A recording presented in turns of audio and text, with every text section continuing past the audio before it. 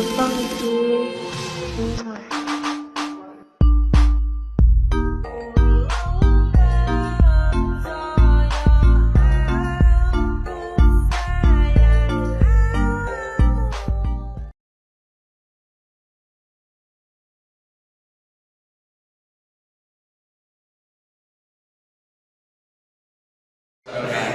Kami dari kelompok 4 ingin menanyakan teknik tentang perubahan warna pada penanaman kacang hijau. Nah, di sini ada beberapa botol dan itu bisa masukkan 5 biji dalam satu botol. Masa 5 biji?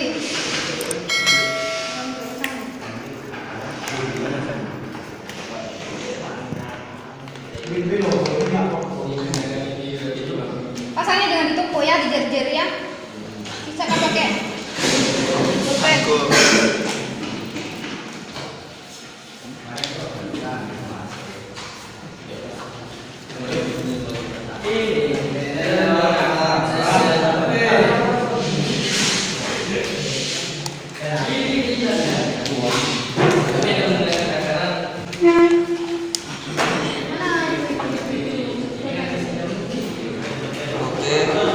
Oke, dan setelah itu kita pasangkan plastik yang berwarna.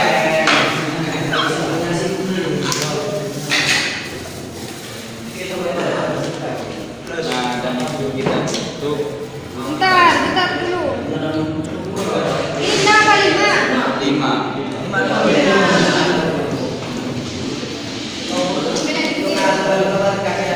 Yang di pinggir kita taruh lah ya. Ini kan ada di pinggir ini, jangan sampai pinggir.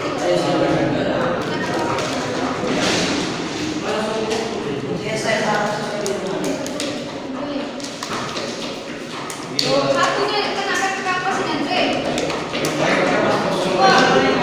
Buka pun.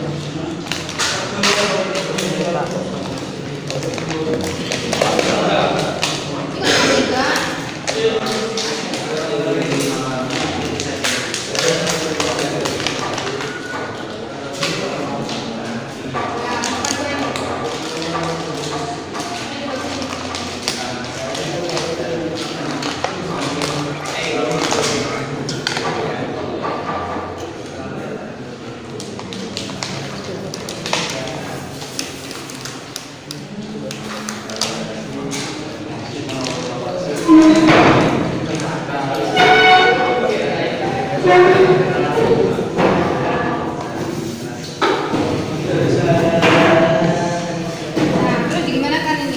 Ditutup.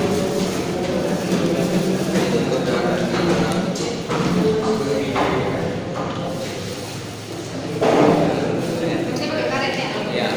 Tidak apa. Mulai.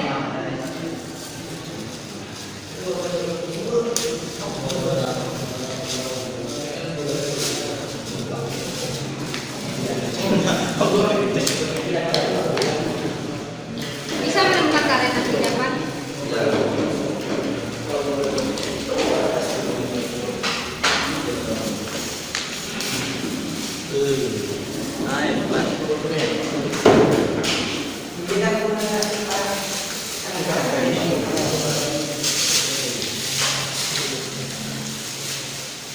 Setelah nanti di karet, jangan lupa untuk di Oke, video sampai selesai. Assalamualaikum warahmatullahi wabarakatuh. Waalaikumsalam warahmatullahi wabarakatuh. Kami dari kelompok 4 akan mempresentasikan teknik geologi.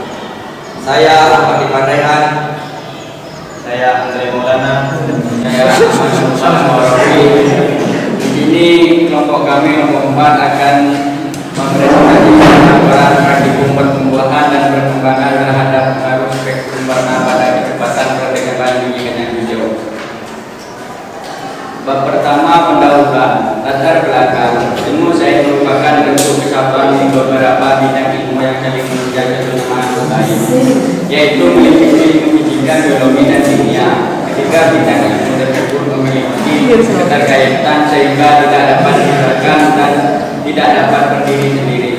Tumbuhan merupakan satu-satunya makhluk hidup yang dapat membuat makanan sendiri dengan bantuan sinar matahari. Cahaya matahari adalah sumber energi utama bagi kehidupan seluruh makhluk hidup di dunia. Bagi tumbuhan, khususnya yang berklorofil, cahaya matahari sangat menentukan proses fotosintesis. Fotosintesis adalah proses dasar pada tumbuhan untuk menghasilkan makanan. Makanan yang dihasilkan akan menentukan ketersediaan energi untuk pertumbuhan dan perkembangan tumbuhan. Cahaya faktor penting terhadap berlanjutnya fotosintesis, sementara fotosintesis merupakan proses yang menjadi kunci dapat berlanjutnya proses metabolisme makanan yang kompleks dan berenergi tinggi. Dari komponen-komponen yang lebih sederhana oleh tumbuhan, biji kacang hijau dan organisme autotrofik lainnya, dengan keberadaan energi cahaya, panjang gelombang cahaya yang digunakan untuk fotosintesis hanya sebuah fraksi kecil dari spektrum total radiasi elektromagnetik. Pada tumbuhan tingkat tinggi hingga biru dan merah nampaknya adalah yang paling efektif dalam mendorong terjadinya fotosintesis. Warna-warna dari spektrum cahaya tanpa itu memiliki satu. Sebenarnya dapat dimanipulasi oleh paparan jangka panjang untuk warna terisolasi dalam spektrum. Spektrum warna terbentuk karena cahaya yang berlainan warna terbias pada yang berlainan. Cahaya umum terbias dengan unsur paling besar, sedangkan cahaya merah terbias dengan unsur yang paling kecil. Warna-warna spektrum dapat digabungkan dengan menghasilkan cahaya putih dengan menggunakan dua prisma. Di dalam silabus kelas 3 SMA tertera tentang pemanfaatan gelombang elektromagnetik dalam kehidupan pada KD 3.9. Cahaya merupakan salah satu gelombang elektromagnetik berdasarkan permasalahan yang diuraikan di atas. Rumusan masalah: bagaimana pengaruh spektrum warna merah, hijau, ungu, kuning, hitam, biru, putih terhadap pertumbuhan perkecamatan biji kacang hijau? Yang kedua, spektrum warna apakah yang paling berpengaruh pada kecepatan perkecamatan biji kacang hijau? Tujuan pembahasan mengetahui adakah pengaruh spektrum warna merah, ungu, hijau, hitam, kuning, biru, putih terhadap pertumbuhan perkecamatan biji kacang hijau. Yang kedua, mengetahui spektrum warna apakah yang paling berpengaruh pada kecepatan perkecamatan biji kacang hijau. Dan bab selanjutnya akan diteruskan saudara Maulana Firman. Saya akan melanjutkan penjelasan dari saudara B. Tinjauan pustaka. Pengertian perkembangan dan perkecambahan terhadap spektrum warna. Tumbuhan sangat penting bagi kehidupan manusia, bukan hanya sebagai sumber pangan tetapi juga dapat digunakan untuk bahan pakaian, senjata, perkakas, obat, tempat tertentu. Zat pewarna dan masih banyak manfaat yang dapat diperoleh dari tumbuh-tumbuhan. Kacang hijau merupakan salah satu komoditas tanaman kacang-kacangan yang banyak dimakan rakyat Indonesia, seperti bubur kacang hijau, pia, dan lain-lain. Tanaman ini mengandung zat-zat gizi antara lain amonium, protein, besi, kalsium, lemak, vitamin.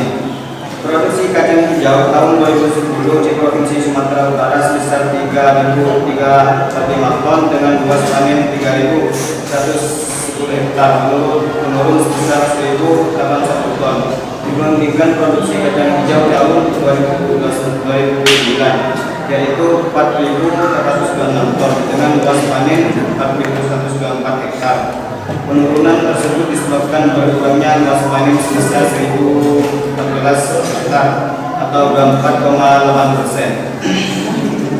Cahaya adalah sumber energi dasar bagi pertumbuhan organisme autotrof. Energi yang ditangkap digunakan untuk melakukan proses fotosintesis dengan manfaat kemudian yang ada di sekitarnya. Umumnya fotosintesis ditambah sejalan dengan peningkatan emisi cahaya sampai pada suatu nilai optimum tertentu. Varietas kacang hijau yang berdaya hasil tinggi tentu memberikan keuntungan yang tinggi kepada petani. Selera konsumen atau permintaan pasar terhadap kualitas tersebut seperti ukuran dan warna biji turut menentukan harga jual. Sifat lain yang turut menentukan biji kacang hijau adalah ukuran dan warna biji. Ukuran biji berhubungan berat dengan kandungan biji keras. 5 varietas kacang hijau yang berbiji kecil mengandung biji keras lebih tinggi dari varietas berbiji besar. Kriteria mutu biji kacang hijau yang baik adalah biji berukuran besar 65-70 gram atau 1000 biji. Tidak mengandung biji keras, kandungan protein tinggi, bentuk biji bundar dan warna biji hijau kusam. Makin besar ukuran biji maka kandungan biji keras semakin besar. Oleh karena itu kacang hijau yang berbiji besar dan biji warna hijau kusam lebih disenangi petani karena rasanya lebih enak. Serta harga jualnya lebih tinggi daripada yang berbiji kecil. Kedudukan tanaman berdasarkan topografi juga menentukan tinggi dan besar tanaman. Tanaman di sekitar pegunungan memiliki daun yang ramping serta tumbuh dengan tinggi. Tanaman di sekitar pantai atau di daerah tropis memiliki daun yang lebar dan tinggi dan terlalu tinggi. Umumnya fotosintesis bertambah sejalan dengan peningkatan intensitas cahaya sampai pada suatu nilai optimum tertentu. Di atas nilai tersebut cahaya merupakan penghambat bagi fotosintesis. Sedangkan di bawah nilai optimum merupakan cahaya pembatas sampai pada cahaya yang dapat tembus lagi. Proses fotosintesis hanya dapat berlangsung bila pigmen fotosintesis menerima intensitas cahaya tertentu yang memenuhi syarat cukup terjadinya proses tersebut. Pertama, pertumbuhan dan perkembangan. Pertumbuhan perkembangan secara umum. Setiap makhluk hidup pasti akan tumbuh dan berkembang. Dalam biologi, pertumbuhan mengacu kepada perubahan fisik berupa pertambahan ukuran, volume tinggi dan massa. Ini terjadi karena selama dalam masa pertumbuhan, sel-sel dalam tubuh makhluk hidup bertambah banyak. Alhasil jaringan dan organ-organ dalam tubuh tersebut berubah besar. B. Pertumbuhan dan perkembangan tanaman. Proses pertumbuhan pada tanaman terjadi di daerah sistematik yang terletak di ujung batang, ujung akar dan ujung pembuluh. Daerah tematis adalah bagian tanaman yang mengandung dari proses pertumbuhan tanaman dibedakan menjadi dua. Menurut Ari Irianto dalam Kompas menyebutkan bahwa pertumbuhan primer dan sekunder. Pertumbuhan primer merupakan pertumbuhan yang terjadi akibat aktivitas jaringan meristem primer. Titik kumpul ini terbentuk sejak masih berupa embrio. Jaringan meristem terletak di ujung batang dan ujung akar. Dampak pertumbuhan primer akan akar dan batang tumbuhan bertambah panjang. Pertumbuhan sekunder terjadi oleh aktivitas jaringan meristem sekunder. Contoh, jaringan meristem sekunder adalah jaringan ganglion pada batang tumbuhan dikotil dan gimnosperma. Sel-sel jaringan ganglion senantiasa membelah pembelahan ke arah dalam membentuk film atau kayu, sedangkan pembelahan keluar membentuk daun atau kulit kayu. Dampaknya aktivitas jaringan meristem pada ganglion, diameter batang dan akar bertambah besar. Pada tumbuhan monokotil tidak mempunyai ganglion, jadi tidak mengalami pertumbuhan sekunder. Yang kedua, perkecambahan. Perkecambahan adalah proses pertumbuhan embrio dan komponen-komponen biji yang memiliki kemampuan untuk tumbuh secara normal menjadi biji baru. Komponen biji tersebut adalah bagian bercambang yang terdapat di dalam biji, misalnya gula dan gula. Tahapan perkecambahan.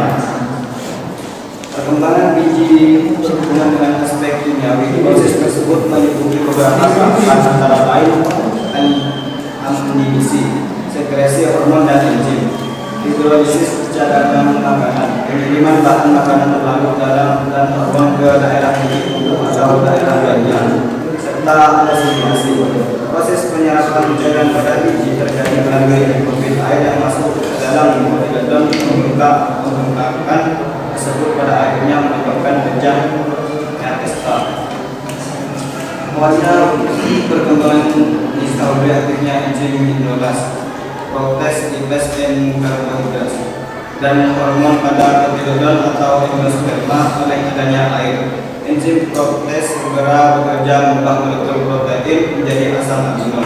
Asam amino digunakan untuk membuat molekul protein baru bagi membran sel dan sitoplasma. Timbunan pati diuraikan menjadi lactosa kemudian menjadi glukosa. Sebagian glukosa akan diubah menjadi selulosa, yaitu bahan untuk membuat dinding sel bagi sel-sel yang baru. bahan makanan terlalu berupa makrosa dan asam amino akan kontribusi ke embryo. Semua proses tersebut memerlukan energi. B. Macam-macam perkecambahan. Yang pertama, perkecambahan epigenial.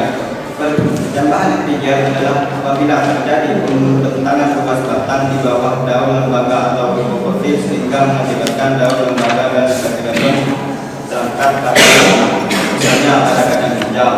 Perkecambahan ini umumnya terjadi pada biji tanaman di hortikultura kecuali kacang hijau. Contoh kacang hijau, kacang kedelai, ampas. Yang kedua, perkecambahan hipogeal. Perkecambahan hipogeal adalah apabila terjadi pembentangan luas batang teratas sehingga daun lembaga itu tertarik ke atas tanah, tetapi kotiledon tetap di dalam tanah. Umumnya terjadi pada biji monokotiledone. Contoh jagung, padi, dan kotiledon yaitu hanya kacang sapi. B. Hipotesis. Aku tidak ada pengaruh perbedaan spektrum warna terhadap pertumbuhan perkecambahan biji kacang hijau. AE adalah pengaruh perbedaan spektrum warna terhadap pertumbuhan perkecambahan biji kacang hijau. Oke, saya lanjutkan kepada saudara Andi. Ya, saya ingin melanjutkan pembahasan dari saudara Andi Maulana bab 3, metode penelitian. Metode penelitian yang dipakai penggunaan dalam penelitian adalah menggunakan metode eksperimen yang diartikan sebagai cara belajar mengajar yang melibatkan peserta didik dengan mengalami dan membuktikan sendiri proses dan hasil percobaan tersebut. Pada penelitian ini, peserta didik melakukan pembuktian hipotesis dengan menanam kacang hijau di tempat yang terkena sinar matahari dan tidak tersebut dengan matahari. B. Populasi dan populasi yang dipakai dalam penelitian ini adalah biji kacang hijau. Biji kacang hijau yang dipilih adalah biji kacang hijau yang sudah dengan memperhatikan kondisi yang baik atau tidak busuk. Sampel pertama, 5 biji kacang hijau ditanam dalam gelas plastik yang sudah diisi kapas dan ditutup plastik yang berwarna, kemudian diletakkan di tempat yang terkena matahari. Oke, variabel penelitian. Dalam penelitian ini ada 3 variabel yang menjadi kegunaannya. Variabel pertama yaitu variabel bebas.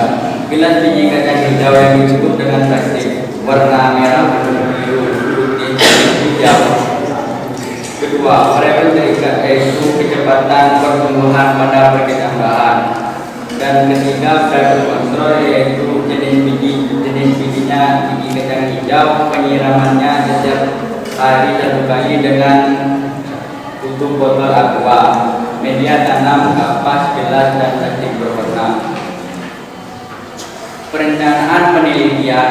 1. Tempat dan waktu penelitian dipersiapkan di kelas 12A SMA Nasrul Sulap, Pondok Pesantren Nasrul Sulap, Rajen Umroh, Sampang.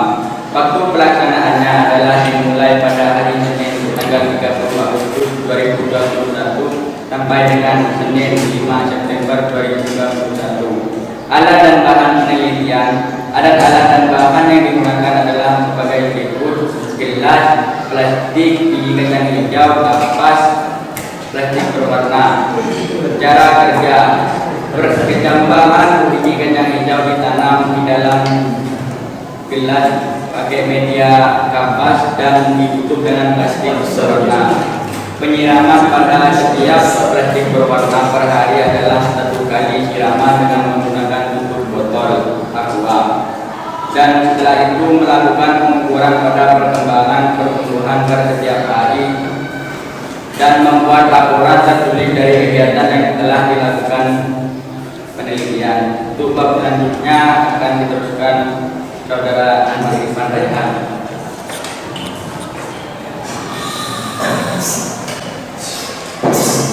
Oke, saya akan melanjutkan penjelasan dari saudara. Oke. Hasil penelitian dari petunjuk warna tanaman ini yaitu diberlakukan sama seperti dalam masalah penyiraman dan ditutup setiap hari. Pada warna merah, pada hari pertama yaitu tidak mengalami pertumbuhan. Dan hari kedua dan warna ungu pada hari pertama yaitu tidak mengalami pertumbuhan, dan warna hijau pada hari pertama tidak mengalami pertumbuhan, dan warna hitam pada hari pertama tidak mengalami pertumbuhan, dan warna kuning tidak mengalami pertumbuhan, dan warna biru tidak mengalami pertumbuhan, dan warna putih tidak mengalami pertumbuhan. Pada hari kedua warna merah mengalami pertumbuhan yaitu 1 mili, dan warna ungu mengalami pertumbuhan pada hari kedua 1 mili, dan warna hijau pada hari kedua mengalami pertumbuhan 1 mili, dan warna hitam 1 mili, dan warna kuning 1 mili, dan warna biru 1 mili, dan warna putih 1 mili. Pada hari ketiga warna merah yaitu pertumbuhannya yaitu 3 cm, dan warna ungu 4 cm, dan warna hijau 3 cm, dan warna hitam 4 cm, dan warna kuning 2 cm, dan warna biru 2 cm, dan warna putih 2 cm. Pada hari keempat warna merah bertumbuh 7 cm, dan warna ungu bertumbuh 8 cm, dan warna hijau bertumbuh 5 cm, dan warna hitam bertumbuh 5 cm, dan warna kuning bertumbuh 5 cm, dan warna biru bertumbuh 3 cm, dan warna putih bertumbuh 6 cm. Pada hari kelima warna merah bertumbuh 11 cm, dan warna ungu 5 cm, dan warna hijau 8,5 cm, dan warna hitam 7 cm, dan warna kuning 6 cm, dan warna biru 4 cm, dan warna putih 9 cm. Pada hari ke-6 warna merah bertumbuh 2 cm, dan warna ungu 11 cm, dan warna hijau 10 cm, dan warna hitam 8 cm, dan warna kuning 9 cm, dan warna biru 4 cm, dan warna putih 11 cm. Pada hari ke-7 warna merah bertumbuh jadi 13 cm, dan warna ungu 12 cm, dan warna hijau 10 cm, dan warna hitam 8 cm, dan warna kuning 11 cm, dan warna biru 4 cm, dan warna putih 14 cm.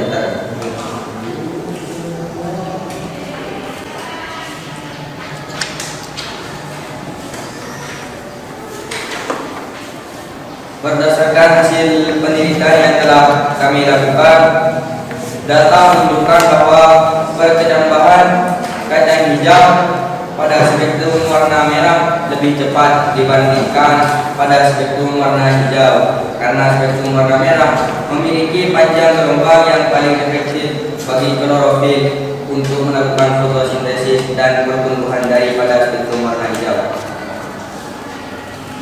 Menurut warna dari cahaya memiliki efek yang dapat diukur dalam hal penyerapan energi oleh tumbuhan. Alasannya adalah karena warna cahaya memiliki panjang gelombang yang berbeda, dan panjang gelombang tersebut berdasarkan pada panjang atau pendeknya yang mempengaruhi perbedaan level energi.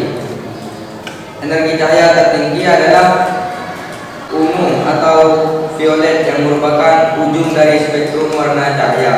Cahaya berwarna ungu atau violet memiliki panjang gelombang yang pendek, dengan demikian memiliki energi yang besar. Sedangkan pada ujung spektrum yang lain akan menemukan cahaya merah dengan panjang gelombang yang panjang dan memiliki energi yang lebih tinggi. Terlepas dari apakah warna dari cahaya adalah merah atau ungu, tumbuhan akan menyerap sejumlah energi dari cahaya yang diterimanya. Cahaya hijau adalah yang paling efektif karena tumbuhan sendiri berwarna hijau yang disebabkan oleh pigmen klorofil. Perbedaan warna cahaya membantu tumbuhan untuk mendapatkan tujuan yang berbeda sama baiknya. Sebagai contoh, cahaya biru membantu mendorong pertumbuhan daun vegetatif. Cahaya merah yang dikombinasikan dengan biru membuat tumbuhan dapat berbunga. Fluoresen warna dingin sangat baik untuk perkembangan tumbuhan yang ditumbuhkan di dalam ruangan. Bahwa semua spektrum cahaya yang digunakan dapat digunakan dalam peningkatan pertumbuhan kacang. Dengan spektrum cahaya merah dan spektrum cahaya 3 warna merupakan spektrum cahaya yang paling baik untuk pertumbuhan panjang rumput laut Gracilaria ferrucosa. Apabila mengacu pada teori bahwa cahaya dapat dimanfaatkan tanaman untuk fotosintesis, yaitu cahaya tampak dengan panjang gelombang antara 4000 sampai 740 nanometer. Pembentukan spora dan pembelahan sel dapat dirangsang cahaya merah yang berintensitas tinggi. Rumput laut Gracilaria ferrucosa berkembang baik pada intensitas cahaya 400 lux. Berdasarkan kajian literatur dan sumber pustaka yang kami lakukan dalam penelitian ini, dapat disimpulkan bahwa spektrum warna merah paling berpengaruh dalam proses perkecambahan biji kacang hijau, sedangkan spektrum warna biru paling rendah pertumbuhan dan perkembangannya. Saya pasrahkan, mungkin ada pertanyaan.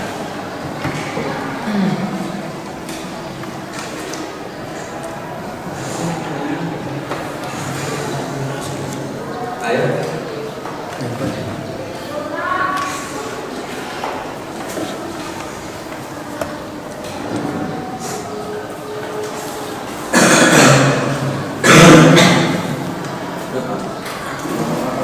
Saya mau bertanya,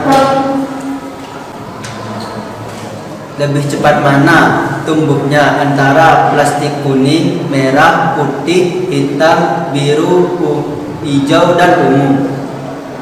Tolong berikan penjelasan.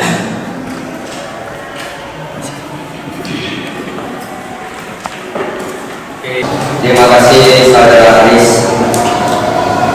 Yang lebih cepat pertumbuhannya yaitu warna merah, karena warna merah memiliki panjang gelombang yang paling efektif bagi klorofil untuk melakukan fotosintesis dan pertumbuhan daripada spektrum warna lainnya.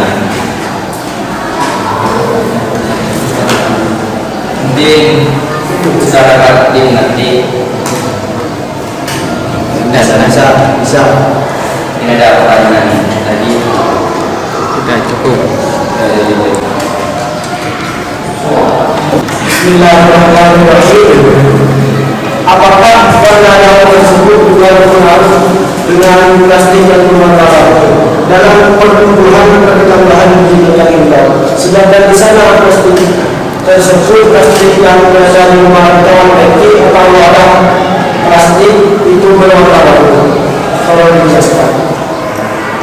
Terima kasih saudara Isra Mundani.